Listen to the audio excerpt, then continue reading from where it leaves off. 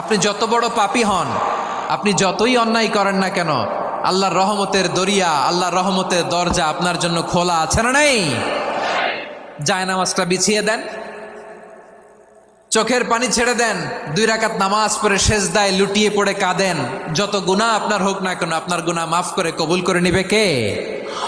মুবাশশিরাম বিরহমাতিল্লাহ, বিশ্বনবী তিনি সুসংবাদদাতা, বেয়ারার of glad tidings, সুসংবাদ দেন। পাপী অবাধ্য সীমালঙ্ঘনকারীদেরকে তিনি আল্লাহর রহমতের সুসংবাদ দেন। আল্লাহর রহমত থেকে মুখ ফিরিয়ে নিও না। তিনি যে কত দয়ালু, তিনি যে তোমারে কত ভালোবাসে তুমি জানোই না। আমি আমাকে যত বেশি ভালোবাসি তার চেয়েও আমাকে বেশি ভালোবাসে কে? সবাই বলে নাই, বুঝতে পারে নাই বোধহয়। আমি আমাকে যত বেশি ভালোবাসি তার চেয়েও আমাকে বেশি ভালোবাসে কে? আমার মাতা পিতা আমাকে যত ভালোবাসে তার চেয়েও আমাকে বেশি ভালোবাসে কে? আমার প্রিয়তমা স্ত্রী আমাকে যত বেশি ভালোবাসে তার চেয়েও আমাকে বেশি ভালোবাসে কে?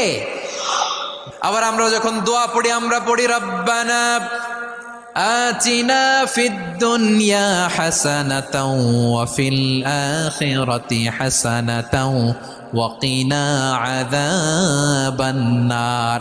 আল্লাহ দুনিয়ার কল্যাণ দাও, আখিরাতের কল্যাণ দাও, জাহান্নামের আগুন থেকে বাঁচিয়ে দাও। পড়ে আমিন।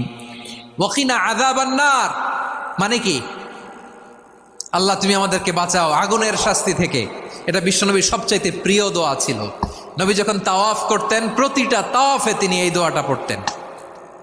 রুকনে ইয়ামানি থেকে হাজরে আসওয়াদে যখন তিনি যেতেন, এই দোয়াটা পড়তেন, রব্বানা আতিনা ফিদ দুনিয়া হাসানা ওয়া ফিল আখিরাতি হাসানা ওয়া কিনা আযাবান নার।